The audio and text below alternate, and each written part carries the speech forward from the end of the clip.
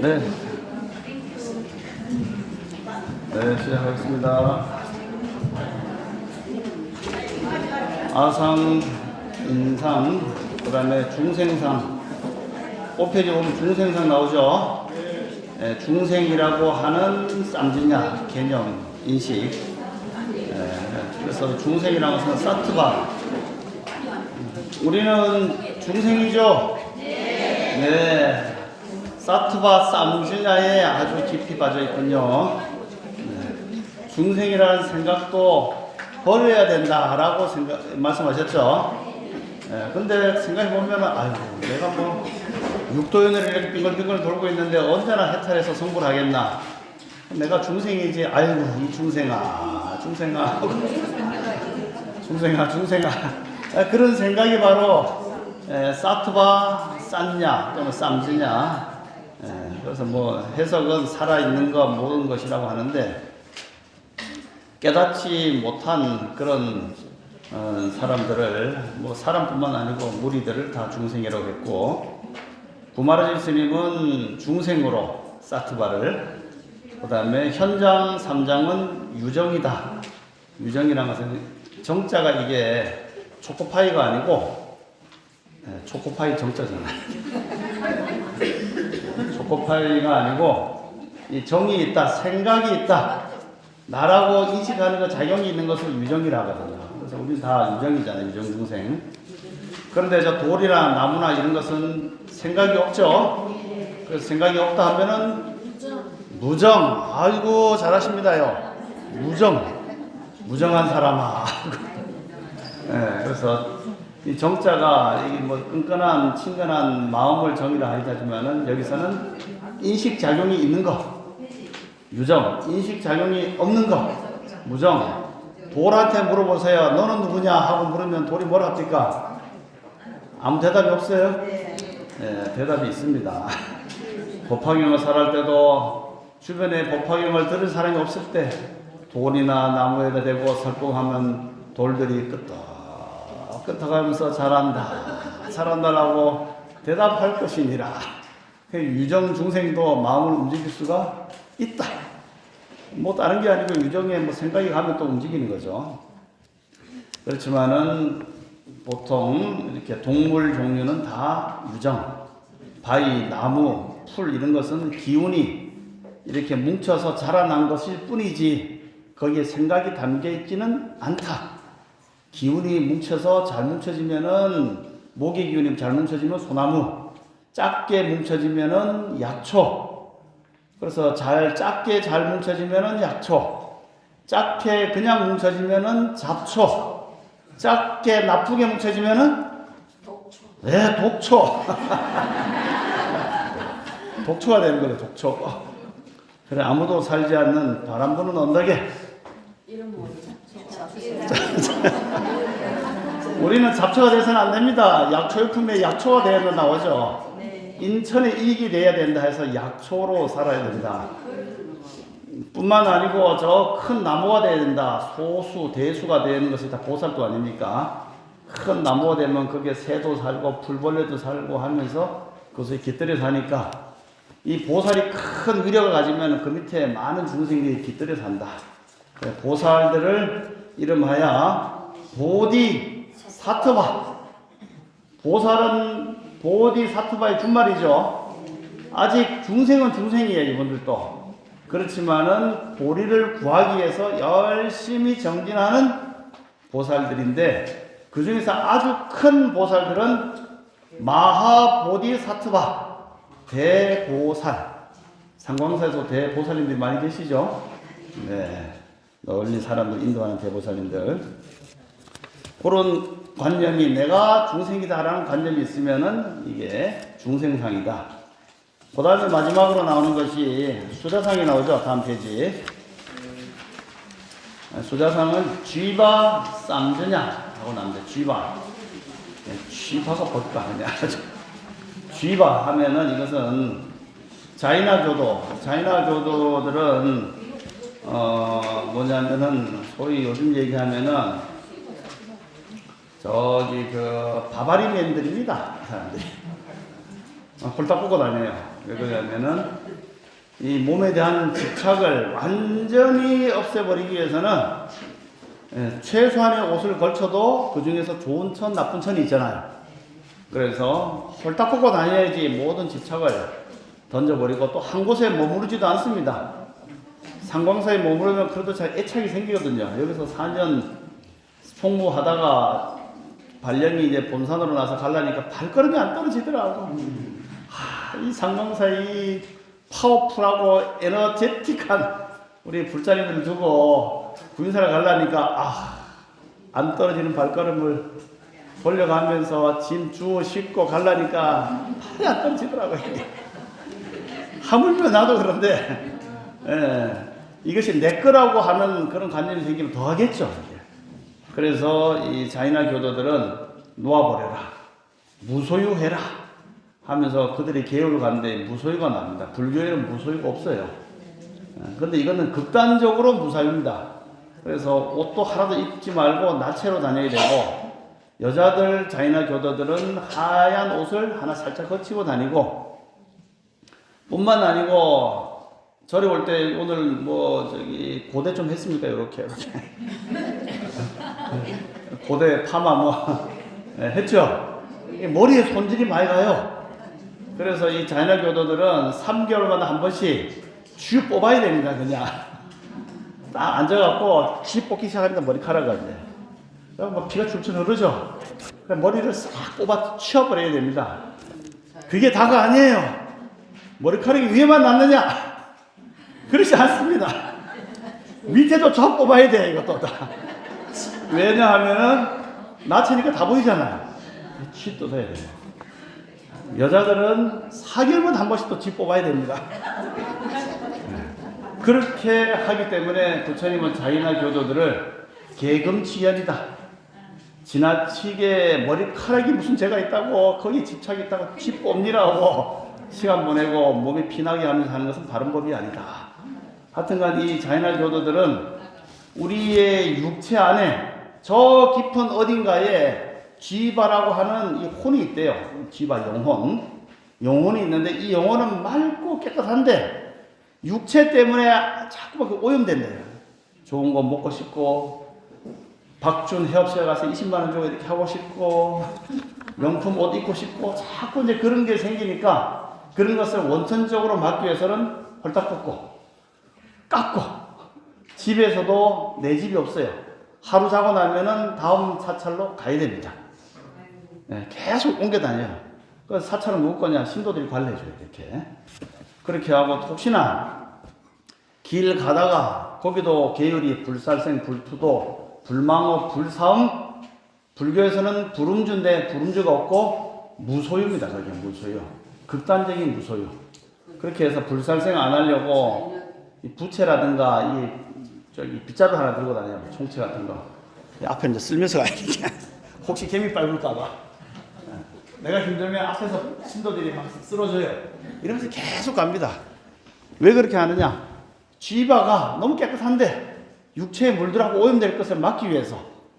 그래서 이 맑다는 영혼이 있다라는 생각이 있을 수도 있겠죠.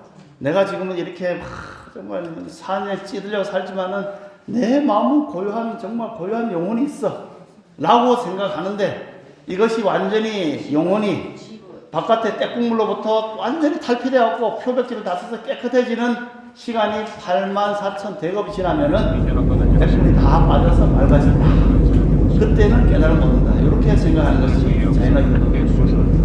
이것도 그런 상이 있다라는 그런 상이라는 바로 수자상입니다. 그래서 이런 뜻을 구마라지스님이 번역하기 너무 어렵잖아요.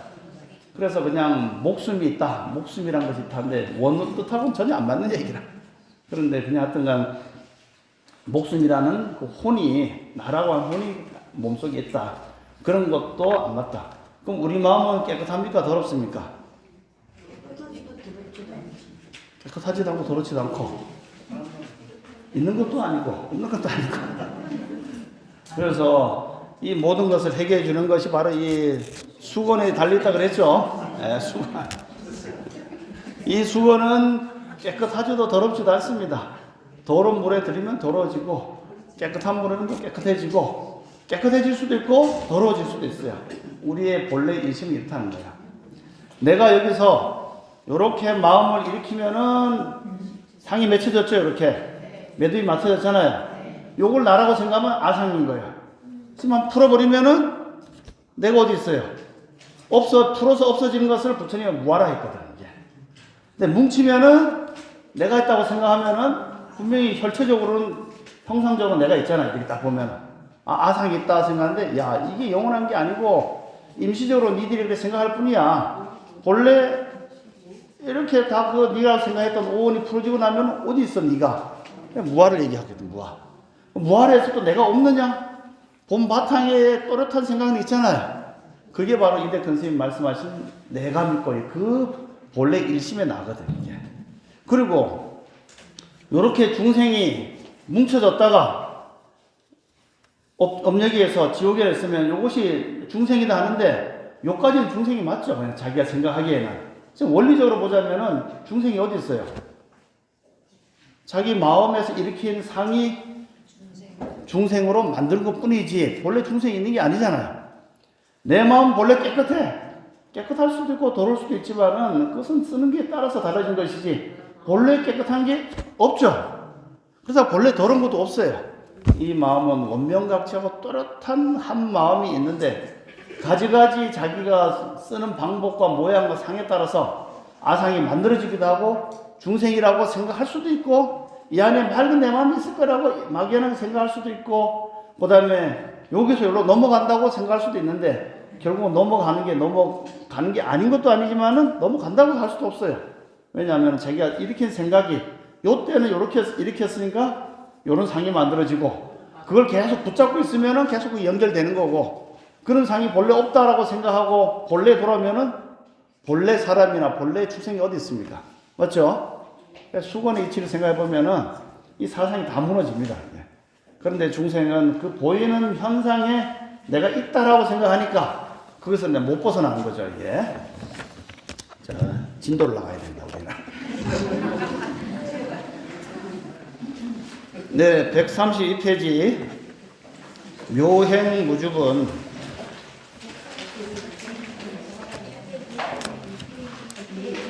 132페이지.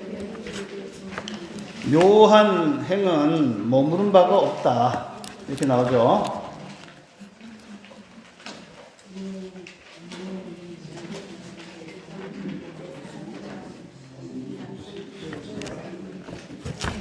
(19페이지) 거꾸로 한번 와보세요.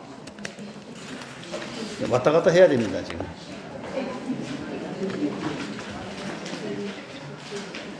묘행 무주분에 대한 본본에는 모습에 대한 생각조차 머무르지 말아라. 모습에 대한 생각에조차 머무르지 말아라. 이렇게 번역이 되어 있습니다. 그래서 이제 머무른다는 게 이제 묘행 무주, 머무르지 않는다. 이게 도대체 무슨 뜻이냐? 묘한 행은 머무는 것이 아니다. 이렇게 되어 있죠. 이 본래 자리에서는. 근데 본본에서는 뭐라고 되어 있습니까? 모습에 대한 생각에조차 머무르지 말아라. 이렇게 되어 있어요. 그래서 20페이지 밑에 그 주위에 한번 보시면은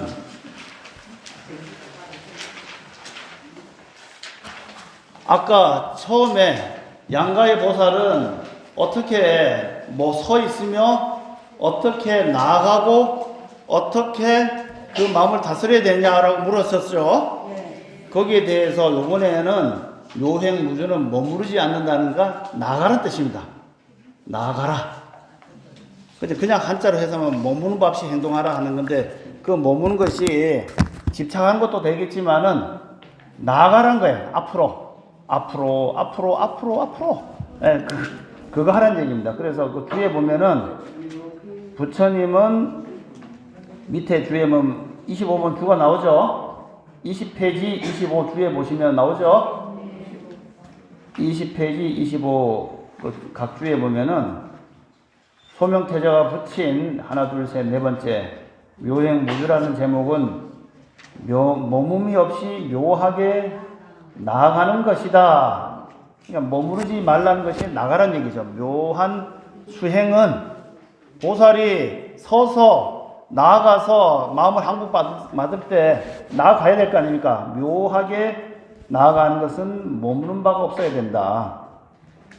그럼 어떻게 하느냐? 그것이 바로 바꾸면서 나아가는 것이다. 바꾸라는 얘기죠. 뭘 바꾸냐? 상을 바꾸라는 거죠. 상을 바꾸는 방법이 뭘로 바꾸느냐? 뿌리하지냐? 반야의 지혜로 바꿔야 된다. 아시겠습니까? 반야의 지혜로서 쌈즈냐를 통해서 바꾸면은 그 바꾼 자리가 뭐냐? 반야, 뿌라즈냐가 된다. 그럼 뭘 어떻게 바꾸라는 얘기야 도대체 하고 생각할 수 있는데, 여기에서 이걸 듣는 대상자들이 아까 보살이라고 했죠. 보살을 선남자, 선여인으로 얘기했었죠. 남자, 여자. 선남자, 선여인이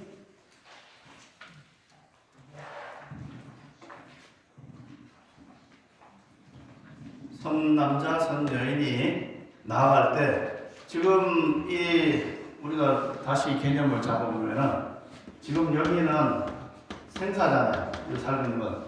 야, 죽으면 끝이고, 태어나면 좋고. 근데 이런 것을 버리는 자리가 뭡니까? 열반이죠. 네. 생사를 버려서 열반에 이른다. 초기 불교에서 내 얘기합니다. 열반을 이루는 게 뭐냐? 감각적 욕망을 사라지게 하고, 욕망을 사라지게 하고, 사념처에 들어서, 그 다음에 정령, 정지해서 마음을 고요히 하게 되면은 거기서 선정이 생긴다. 여기 이제 계를 지키지. 계를 지키고, 선정에 들어서, 선정에 고요히 들면 지혜가 생긴다.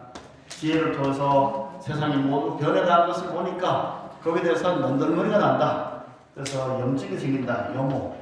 싫어하는 마음이 생기고, 싫어하는 마음이 생기면은 그것을 떠나려고 하는 이욕이 생기고, 이욕이 생기게 되면 욕망을 떠나고 나면은 그런 여러 가지로부터 해탈이 돼서, 해탈이 되면은 소위 열반에 이른다. 니르바나, 바나에 이른다.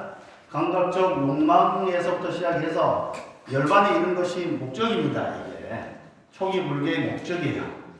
대승 불교에서는 열반이 목적이 아닌데, 대승 열반도 있지만은 이게 목적이에요. 즉 생사에서 생사를 버리고 열반에 들어왔죠. 열반에 있는 사람을 뭐라 하냐면 아라한이라고 해요. 아라한. 생사를 벗어나서 열반에 있으니까 너무 편안하고 좋잖아요. 그래서 여기에 머무르려 하거든. 열반이 얼마나 좋겠어. 아무 생각도 없고 아무 걱정도 근심도 없이 고요한 곳에 있으니까 너무 좋잖아요. 그런데 이런 소승 아라한으로부터 그게 다가 아니다. 너희들은 여기서 더 나아가야 된다. 어디로 가느냐? 바로 저 피안, 즉 깨달음, 도리, 그걸 통해서 성불의 길로 나가야 된다. 여기서 끝이 아니고 다시 성불 피안으로 나아가기 위해서 보살이 뭘 해야 되느냐 이거거든요. 그렇게 해서 보살은 어떻게 서 있으며 다시 열반으로 쏙 들어가지 않고 서 있으며 이쪽으로 나아가고, 나갈 때 스트레스를 많이 받으니까 어떻게 그 마음을 다스립니까? 뭐 이런 구조거든요. 그럴 때 이렇게 나아가는데 제일 중요한 관점이 뭐냐? 바로 금강경에는 반야예요. 반야의 지혜가 있었을 때 이 사람들은 이렇게 나아갈 수가 있다. 그래서 묘행무주문에서는 어떻게 나아가는 방법을 따지느냐? 거기에 나온 것처럼 해따른 상의 없이 하는 것이 진짜 나가는 방법이 될 것이다. 그래서 다시 앞으로 돌아보면은 부차 수불이 다시 수불이야. 보살은 어법 응무소주 131페이지 다시 돌아보세요.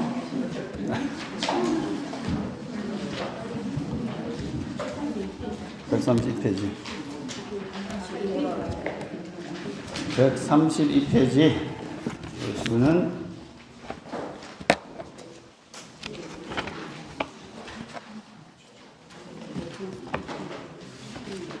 그래서 머물지 말고 나갈 곳이 어디냐? 부차 수불이야. 보살은 어복 응무소주. 법에 있어서 응무소주. 여기서 법이라는 것은 어떤 사건, 여러 가지 경계 뭐 이런 걸 얘기합니다. 법에 있어서 응무소주. 머무는 바 없이 행어 보시. 보시가 뭐예요? 보시는 몇 가지가 있습니까? 돈을 주는 재보시, 그 다음에 경전을 좋은 말 하면 법보시, 그 다음에 여러 가지로 스트레스 받거나 두려워하는 사람을 편안하게 해주는 무주상 보시. 이와 같이 무예시, 제시, 법시, 무예시. 그 세 가지가 있죠. 그래서 보시는 아무리 강조해도 지나치지 않다. 여기서도 제일 먼저 나오는 것이 중생이 가난하고 힘든 것은 뭐냐? 복이 없기 때문이거든. 복이 없기 때문에. 그래, 복을 많이 지을 수 있어야지 그 복의 힘으로 천상도 가고 일단 먹고 사고 하는 게 이제 기본적으로 바탕이 되니까 여기서도 복이 제일 먼저 나옵니다.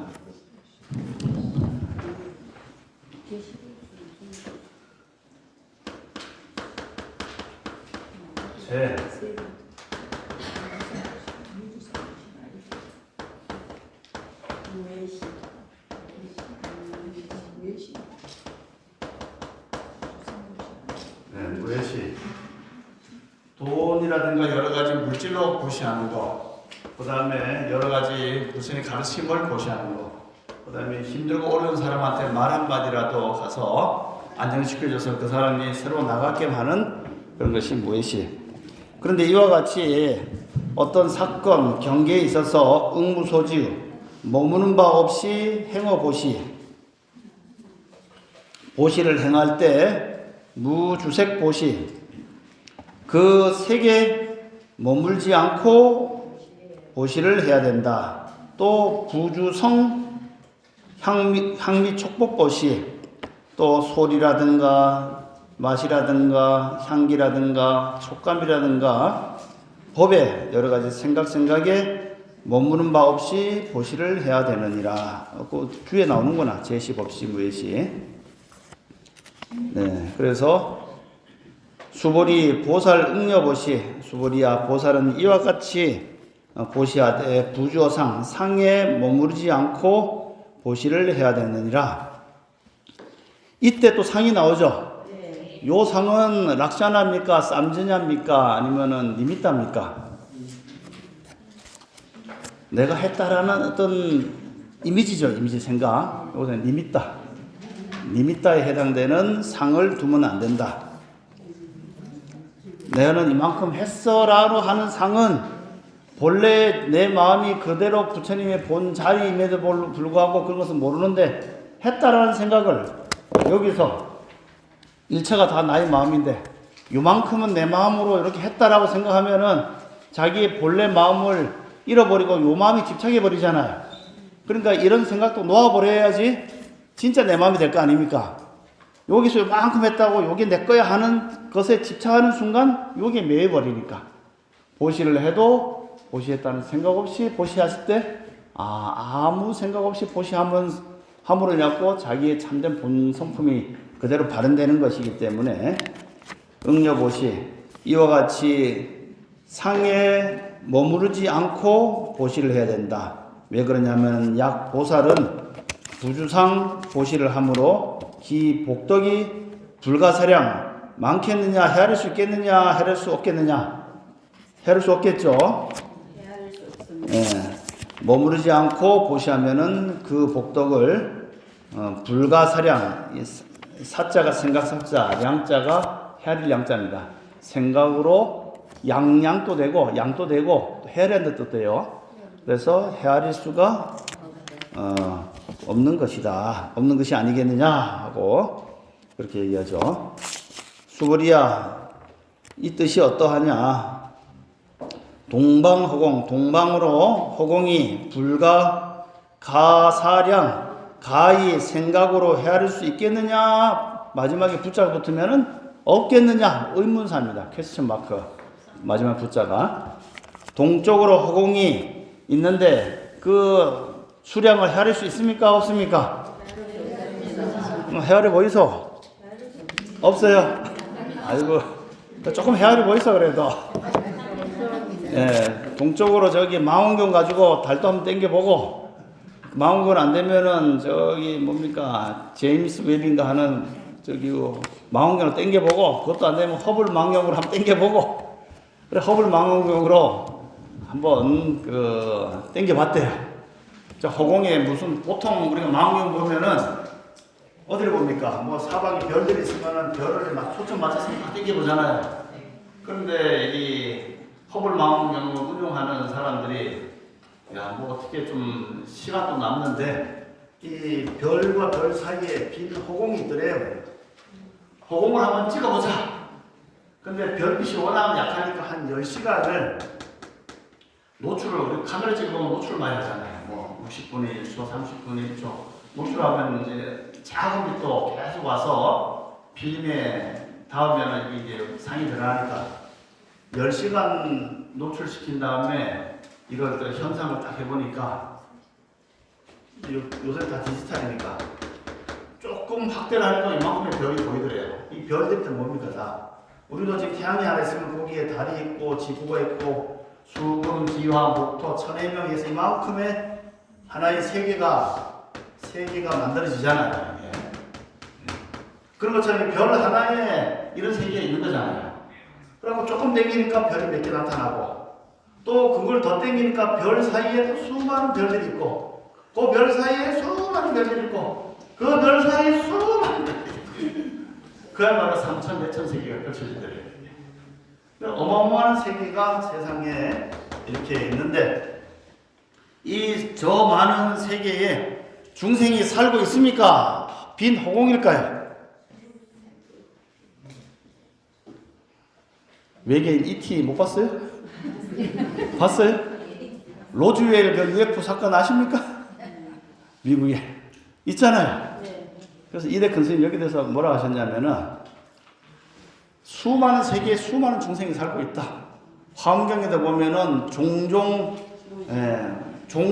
한 세계에 세계종마다 세계종이 살고 있다고 지금 제임스 웹에서 본 거하고 똑같고 법화경에도 보면은 법화경을 설하기 위해서 저 화신 부처님들이 전 우주에서 다 모여들잖아요. 다 그 세계거든. 그래서 이대근 선생님은 저 종종에 있는 수많은 세계마다 가지가지 중생들이 다 살고 있는데 살고 있는 중생들이 때로는 야 지구에 가서 한번 태어나고 싶다라고 마음을 먹는 사람이 있대요. 그러면은 아까 같이 그 혼이잖아요. 이게 중음신 혼. 거기는 물질이 아니기 때문에 경계가 없어요. 휙 하면 멀리까지도 갈 수도 있고 휙 올 수도 있고 그래서 샥 들어오면은 엄마 몸에 쏙 들어오면은 여기가 어디고 하는데 생각이 4차원이라. 저 별나라에서 왔으니까. 그리고 여기 있는 중생도 또 이렇게 마음을 닦고 기도를 많이 하고 마음이 선정이 되면은 슉 할 수가 있어요. 그 대표적인 경우가 뭡니까? 네, 뭐 글로도 갈 수 있고. 맞아요. 글로 생각이 하면 갈 수 있죠. 그렇지만 비비상처는 형상이 없으니까 눈에 안 보이고 형상이 있는 대로 간다 그러면은 우리가 생각을 고요하게 해갖고 나무아미 답을 관세음보살 열심히 부르면 서방정토에 가서 슉 하고 태어나는 거잖아요. 이게 왕생이 뭡니까? 그쪽 가서 태어난다는 얘기죠. 그런 것도 있고 또 가지가지 종마다 어떤 세계의 종자들은 우리가 그 본 것처럼 머리가 이렇게 생겼다. 이렇게 꽃갈콘 것처럼 그 다음에 눈도 이렇게 하나만 달린 있고 생각한 것이 다 있기 때문에 그렇게 표현이 된다는 거예요. 그래서 저쪽에서 일로 올 수도 있고 이쪽에서 절로 갈 수도 있고 중생마다 이렇게 교류가 된대요. 그래서 약간 4차원으로 생각하는 사람 예를 들면 일론 머스크 그 화성에서 왔거든. 그러니까 자기가 있는 곳에 자꾸 가고 싶어 하는 거예요. 그게. 그럼 화성에는 뭐 아무것도 없는데요. 그거는 우리의 인식 세계에서는 없지만은 물을 자기의 몸으로 삼으면은 수신이 돼요. 해신, 바다신. 나무에 혼식이 붙으면 목신이 되고 산에 큰 흑산을 거기에 쫙 붙으면 산신이 되고 해를 뜨겁지만은 거기에 붙으면 태양신이 되는 거예요. 이게. 말 될 것 같죠? 왜 그러냐면은 수건의 진리를 보여준다. 여기서 자기가 생각을 막 이렇게 갖고 뜨거운 걸 좋아하면은 뜨거운 곳에 자기 몸이 식이 딱 붙으면은 뜨거운 것이 뜨겁지 않은 거예요. 우리 안에 본래 다 갖춰져 있으니까. 그러면은 불신이 되는 거예요. 태양신이. 다 왔다 갔다 된다는 거예요. 근데 우리는 이렇게 살았기 때문에 지수화풍 4대로 뭉쳐서 이렇게 살 뿐이다. 이제 조금만 이게 깨지면 추워 막 이렇게 생각하는데 이 몸을 딱 버리고 나면은 그냥 생각 또렷한 거 하나만 남기 때문에 된다는 거예요. 그래서 동쪽으로 셀 수가 없고 남서 북방도 생각해 보면은 사유란 것은 동서남북이 이게 동서남북이잖아요. 동서남북이 이게 북, 동, 남, 서인데 서북방, 동북방, 동남방, 서남방 이게 사유거든. 간방을 사유라는 거예요. 거기에 허공을 셀 수가 있겠느냐? 그러니까 셀 수가 없습니다. 수보리야 보살이 무주상 복덕보시 이와 같이 형상에 머무르지 않고 여기서 무주상이라는 것은 134페이지 여기서 상이라는 것은 뭐라고 그랬어요? 니밌다 표상 자기가 생각했던 어떤 난 이만큼 보시했어 라고 하는 니밌다에 머무르지 않고 보시하는 복덕은 역부여시 이와 같이 불가사량 헤아릴 수가 없다. 수보리야 보살은 당응여시 이와 같이 소교주 가르침에 머물러야 하느니라. 즉 머무름이 없이 보시해라. 무주상 보시하라 이 말이 여기서 나왔죠. 네, 그래서 22페이지 한번 보세요.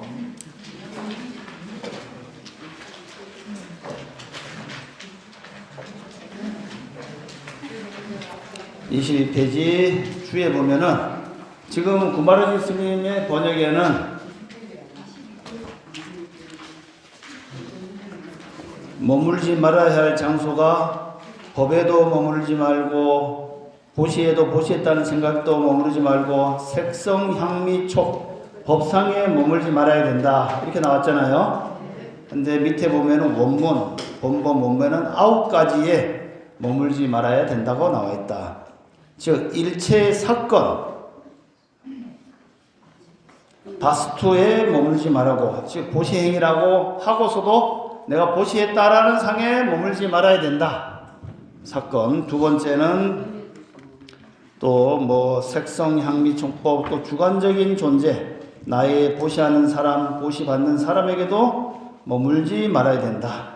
나는 저 스님이 마음에 들어서 저 스님한테만 보시할 거야 하고 저 스님한테 머물러서도 안 되고, 보시받는 사람은 나는 저 보사님이 시주하면 참 좋더라 하고 거기에 와서 또 피리 꽂혀서도 안 된다.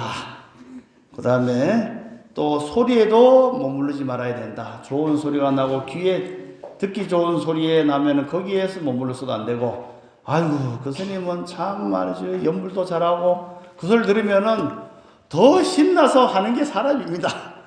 그렇지만은 거기에도 머무르면 안 되고, 또 좋은 향기, 좋은 맛, 좋은 촉감, 또 머릿속에 일으켜지는 여러 가지 생각, 법에도 머물지 말아야 된다. 뭐 그런 얘기들이 이제 쭉 나옵니다. 다시 앞으로 뒤로 넘어와서 이제 머물지 않고 보시하시겠습니까? 머물고 보시하겠습니까? 네, 아이고 좋습니다. 머물지 않고 보시한다면 복덕이 무량하다 그랬죠? 머물고 보시하면은 머문 만큼만 복이 됩니다. 그래서 복이 안 되는 건 아니에요. 그래서 134페이지. 이래 근스님은 얘기했지만은 공덕을 짓고 절에 공덕비를 세울 때 공덕비를 세워서 아무개가 대들보 시주했습니다 라고 적어 놓으면은 보시했기 때문에 분명히 좋은 인연을 지어서 복이 돌아온대요. 곱하기 100이나 곱하기 1000 아니면 그 건물이 있을 때까지는 복이 계속 돌아오는 건 맞지만은 그게 바로 유루복이라는 거야. 그까지의 복인데 이름을 안 적고 내가 보시했다는 생각이 없이 다 해놓고도 그 상에 안 모르면은 집이 없어져도 이 사람의 마음에 가진 그 무주상 때문에 한량이 없기 때문에 그 복이 계속 그냥 샘솟듯이 들어오기 때문에 해도 했다는 생각 없이 하는 것이 진짜 참된 보시다. 이런 말씀을 이제 금강경에 나오는 구절을 그대로 이제 설명하신 거죠. 그 다음에 5번 열이 실견분 이치와 같이 참답게 봐라 합니다. 수보리야 이 뜻이 어떠하냐. 가히 신상 견열애부 가히 예, 신상은 이제 뭐 말하자면은 가히 몸의 상으로서 요때의 상은 뭘까요? 현상은 락샤나, 니미타, 쌈지냐에서 어디에 해당됩니까? 락샤나 정답이에요. 정답. 예, 보이는 상은 락샤나입니다. 락샤나. 저는 없어졌구나. 예, 락샤나. 신상은 신상으로서 견열애부 열애를 볼 수가 있느냐 없느냐 있느냐 의문이라 했죠. 마지막에 붙자가 붙으면은.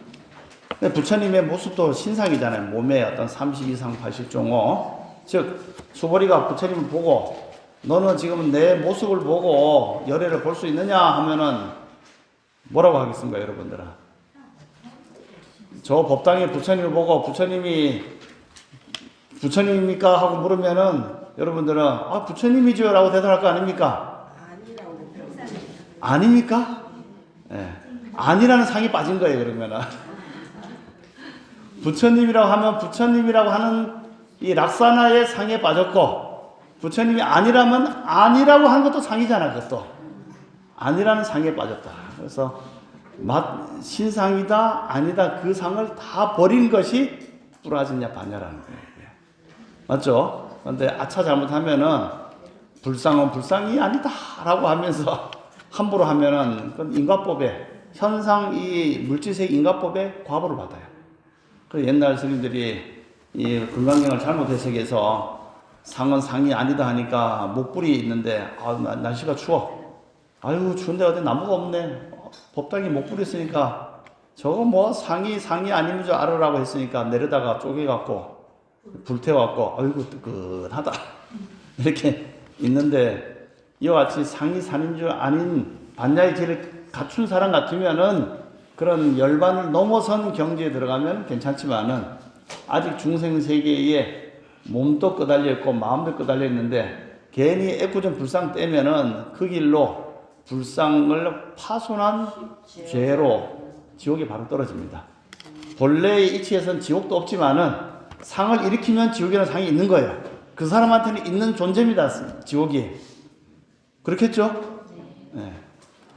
본래 있다 없다를 떠난 반야의 지혜를 보자면은 지옥도 없고 천당도 없어요. 그렇지만은 아직 우리가 그 상을 떠나지 않은 그런 아상 중생 인상 이게 머물러 있다면은 현상 세계는 우리가 보는 인과법의 세계, 상위 상관의 세계, 유한한 물질의 세계로 다 작용이 되기 때문에 영향을 미쳐서 바로 지옥 갔다는 지금도 신음하고 있다는 얘기가 있습니다. 네, 안타까워요. 그래서 함부로 불상을 해하거나 파손하면 안 됩니다. 그래서 볼 수 있느냐 하니까 불야 볼 수 있느냐 없느냐 하니까 불야 볼 수가 없습니다. 가히 불가이 신상으로서는 득견열애 열애를 볼 수가 없습니다. 왜냐하면은 왜냐하면은 열애 소설 열애께서 말씀하신 이 신상 몸은 즉비 신상 진짜 몸이 아니기 때문입니다. 여기서 나오는 상은 다 락샤나다. 그래서 그 다음 구절에 나오죠. 범 소유상 무릇 있는 바 모든 존재하는 형상은 계시허망 실제로 그 상이 영원한 것이 아니기 때문에 약견 재상비상 만약 그 상이 아닌 줄 본다면은 진짜 부처님을 볼 것이다. 직견열애 이렇게 나오죠. 이 사국에는 유명한 거죠. 예, 따라 봅시다. 범소유상 계시허망 약견 재상 비상 직견열애. 다시 앞으로 넘어와서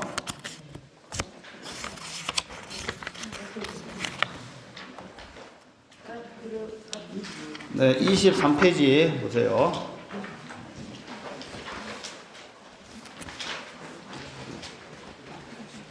부처님의 상은 큰 상은 32상이 있죠.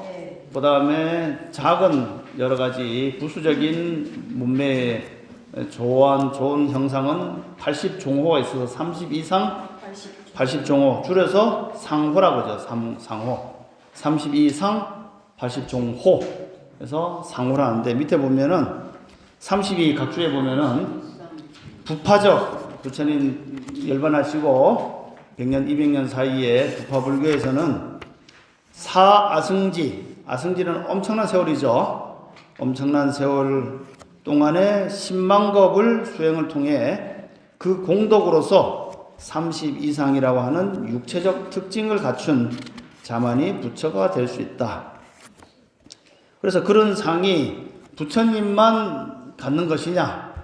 부처님도 갖지만 전륜송왕도 가질 수가 있겠죠. 그렇지만 일반적으로는 부처님이 그렇게 오랜 수행을 통해서 갖춘 상이기 때문에 부처님은 그런 상을 갖춰서 우리는 보통 부처님 상이라고 하는데, 밑에 보시면은 뭐 몸을 구부리지 않고 손바닥이 길고 치아가 40개고 또 손이 혀가 이마까지 닿습니다. 그래서 부처님의 법을 광장설상이다. 혓바닥이 나오면은 이마까지 다 닦는데요. 이제 혓바닥 한번 내밀어서 이마를 닦을 수 있는지 한번 확인해 보시고.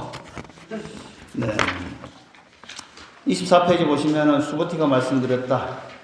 그렇지 않습니다. 제일 위에 보시면 부처님 열애를 상호의 구족으로 보아서는 아니 됩니다. 여러께서 설하신 상호의 구족이란 것은 그 상호의 구족이 아닌 것이기 때문입니다. 이렇게 말했을 때 수부티야, 무릇 상호의 구족이라는 것은 모두 허망하고 상호의 구족이 아니라는 것은 모두 허망하지 않은 것이라고 해야 되니, 실로 상호가 아니라고 할 때 열애를 볼 수 있는 것이다. 상호의 구족이 아니라고 하는 것도 모두 허망하지 않는 것이라고 해야 되니 하고 나오죠. 밑에 각주에 보시면은 34 밑에 보세요. 무릇 상호의 구족으로 열애를 보게 되는 것은 모두 허망하고, 상호의 구족으로 꼭 열애를 보는 것도 아니라고 하는 것은 모두 허망하지 않은 것이라고 해야 된다. 그러니까 상호와 상호 아닌 것, 이 상호로서 볼 수도 없고 상호 아닌 것으로도 아닌 것도 아닌 거예요. 우리가 이제 법과 비법을 따질 때 법이 아니라고 해서 비법은 맞냐? 그것도 아니라는 거죠. 그래서 보여지는 상은 모두 다 허망하고 영원하지 않기 때문에 열애를 볼 때 그래 봐서는 안 된다. 금강경에서는 계속 이제 부정을 하면서 참된 반야의 지혜를 이제 드러내고 있습니다. 다음 페이지 135페이지 다시 앞으로 넘어와서 정신희흡은 바른 믿음은 참으로 희유하다. 심오한 불법을 누가 올바른 믿으라 하고, 수보리 100불은 수보리가 100불은 부처님께 고하여 말씀하시되, 세존이시여 파유중생, 파유하면 저 또는 잠옷 여러 중생이 등문여시 언설장구, 이와 같은 언설장구를 듣고 참다운 생실신심, 생실신부, 이 언설이란 것은 말하는 거고 장구란 것은 글이잖아요. 짧은 글, 긴 글. 그래서 이와 같이 세존이 말씀하신 그 말씀과 글들을 듣고, 등문이라는 뭐 이제 들어서 얻었다 하니까 듣고 진실한 믿음을 낼 수 있겠습니까? 없겠습니까? 하고 물으니까 불고 부처님께서 수보리에게 고 말씀하셨다. 막작시설, 그런 말 하지 말아라. 열의 멸후에 후 500세, 후 500세 하면은 부처님이 열반하신 지가 불기 2500 지금 69년이죠. 이게 바로 이제 열반하시는 연도부터 1년이거든요. 그래서 지금 불기 2569년이 됐는데, 요거는 후 500세 하면은 부처님 열반하신 후를 얘기하기도 하고, 뭐 대지도론에 의하면은 5시간으로 나눴대요. 그래서 첫 번째 500년은 이제 해탈이 경고하다. 두 번째는 선정, 나무, 탑사, 그다음에 이제 투쟁.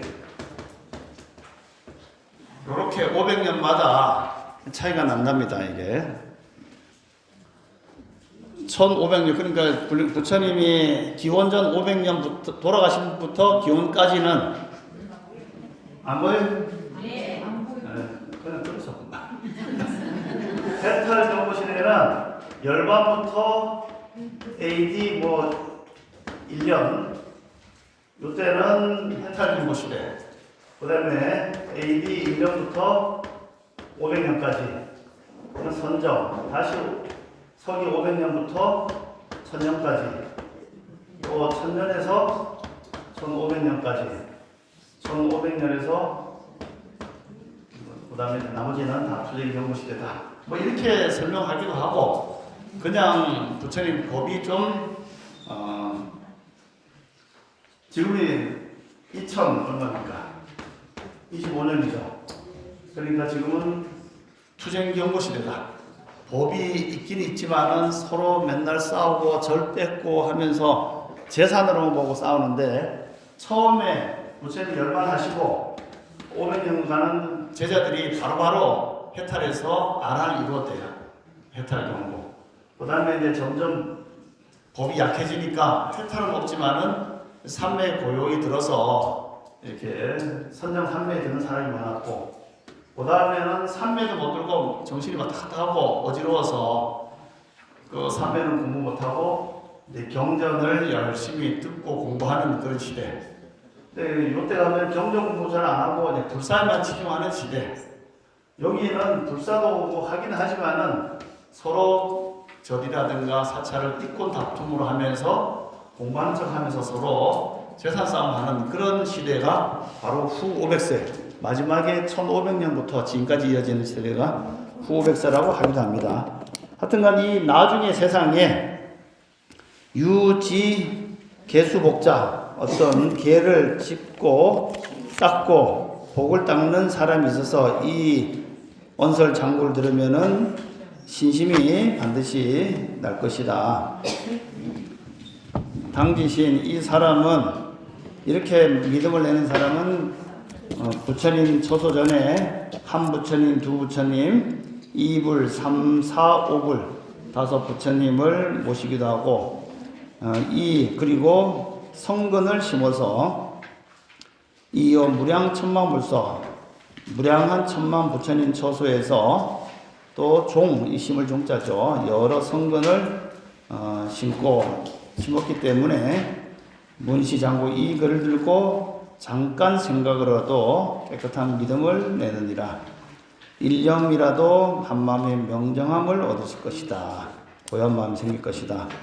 수보리야, 열의 실지신견, 이와 같이 열에는 진실로 모두 알고 모두 보며 이 시제 중생이 득여시 무량복도, 무량한 복의 덩어리를 다 얻는 것을 다 알고 보시느니라.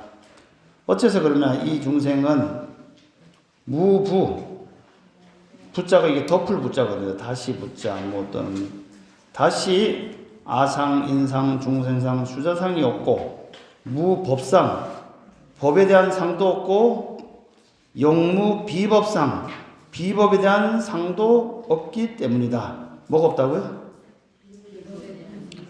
아상, 인상, 중생상, 수자상도 없고, 또 어떤 법에 대한 생각도 없고, 비법에 대한 생각도 없다.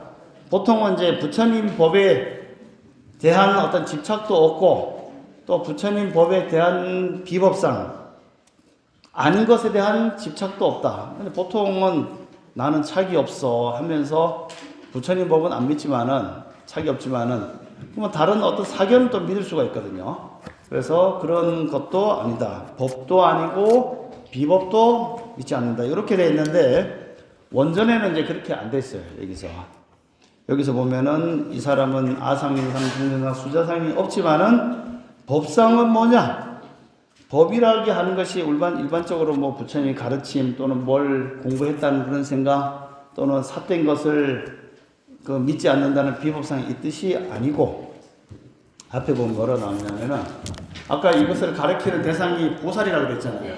예, 보살은 그냥 뭐 이렇게 믿고 이런 정도가 아니고 보살이 바로 직전에 어디 있다고 왔다고요? 열반이라고 하는 편안한 경지에 머물러 있었잖아요. 우리도 편안하면 거기서 벗어나기 싫죠? 생사에 그렇게 시달리다가 모든 번뇌를 여의고 편안한 열반, 고요하고 정렬한 이런 열반에 있는 데서 나오고 싶을까요? 아니면 그냥 막 이 정도면 됐다 하고 머무르고 싶을까요? 법화경 사리불이 그랬잖아요. 저는 이제 이미 열반을 얻어 사온데 뭐 부처님께서 다시 수기를 말씀하시고 뭐 더 큰 법이 있다고 하시니 우리는 뭐 별로 관심도 없고 현재의 법에 만족합니다. 이런 말이 나오죠. 그 열반이라는 것이 편안하고 모든 번뇌가 사라진 경지이기 때문에 여기서 벗어나는 것도 쉽지가 않아요. 생사에서 열반으로 가는 것은 뭐냐? 왜 생사와 열반이 대조가 됩니까? 동전이 앞면이 있으면 앞면이 싫어서 뒷면으로 가면은 뒷면이 나타났죠? 그럼 뒷면 필연적으로 뭐가 전제가 돼야 돼요? 앞면이 있어야지 뒷면이 있잖아요. 초기 경전에서 계속 가르친 게 열반인데 이 열반은 뭘 전제로 한다? 생사 태어나고 죽는 것을 전제로 해서 열반이 있는 것이지 절대적인 열반이 있는 것이 아니죠. 여기가 싫어서 일로 왔는데 여기서 다시 벗어나라고 하면은 싫겠죠, 당연히. 그렇지만 얘가 가지고 있는 한계가 뭐냐면 생사를 기반으로 하는 열반입니다. 이 열반은 이제 의미를 하는 거거든요. 이 열반에서 벗어나서 다시 보살도로 나아간다고 하니까 쉬운 일이 절대로 아니거든. 그렇죠? 그러다 보니까 여기서 보살은 양가의 아들이 이 보살도를 행하면서 어떻게 쓰고 어떻게 나가고 그 마음을 한복받을 때 필요한 관점이 뭐냐? 생사의 열반이라는 두 가지 대립적인 관념을 떠난 지혜가 뭐다? 이게 반야거든요. 이게 금강 반야가 아닙니다. 요것을 봤을 때 진정한 생사의 열반이 둘이 아닌 그 자리를 바라보는 지혜, 반야의 지혜를 봤을 때 이 사람이 뭘 이룰 수 있다? 아니었다? 삼량삼불을 이룰 수 있다. 이렇게 이루기 위해서는 뭐가 없어져야 된다? 아상, 인상, 중생상, 수자상, 법상, 비법상도 다 사라졌을 때 반야의 지혜가 부족돼서 저 성불의 자리로 들어간다. 그렇게 되어 있죠? 그런데 여기서 아상, 인상, 중생상, 수자상을 설명했는데 법상이 뭐냐? 법이라는 이 상. 법상은 일종의 그 뒤에 나오는 율법이에요. 율법. 인위적으로 만드는 인과법이 나타나는 여러 가지 조건들. 그 다음에 비법상. 비법상은 무입니다. 일종의 열반 같은 이런 상에도 머무르지 말고 현상세계에서 여러 가지 이치에도 머무르지 말고 이 두 상을 다 떠난 자리, 생사와 열반을 다 균형 있게 볼 수 있는 그런 자리를 봤을 때 이 사람이 보살도에서 물러서지 않고 성불할 수 있다. 이런 가르침을 주고 있다. 좀 어렵죠? 네, 어렵다. 시간이 다 됐다 하고. 네. 네, 그래서 네, 요것만 더 보고 갑시다.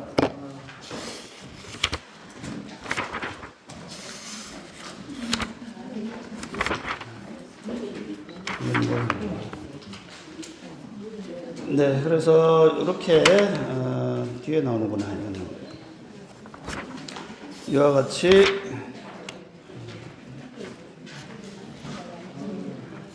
28페이지 펼쳐보세요. 28페이지까지 보고 가야 됩니다. 28페이지 주 43번 보세요. 네. 법은 유의, 제가 반대로 썼다, 반대로. 밑에 주의 43번 보시면은 법은 무의가 나오죠. 무의정법. 내가 바꿔 썼어요. 법은 무의, 비법은 유의, 비법은 무의, 비정법, 즉 유의, 부정법을 뜻한다. 그래서 일반적으로 이런 원문을 모르면은 그냥 부처님 불법, 또 부처님 불법이 아닌 것 이렇게 해석을 하는데, 원뜻은 무의법이냐 유의법이냐, 그것이 유의법도 버리고 무의법도 버려야 되느니라. 예.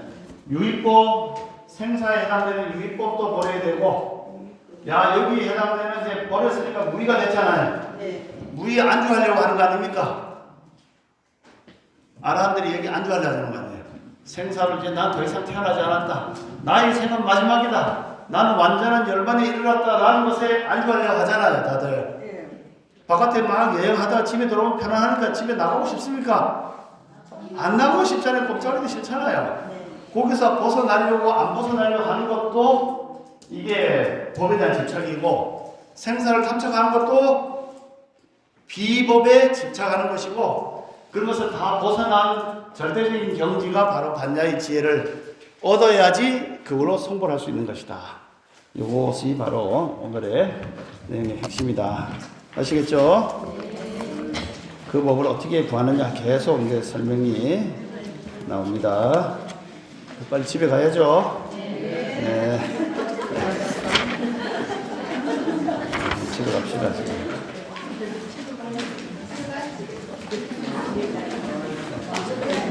네, 다음에는 137페이지 오른쪽부터 하겠습니다. 네, 질문 있습니까? 법에도 머무르지 말고 비법에도 머무르지 말고 아상, 인상, 중생상, 수자상에도 머무르지 말지니라. 이것이 열애의 법이니라. 네, 수고하셨습니다. 수고하십시오. 네.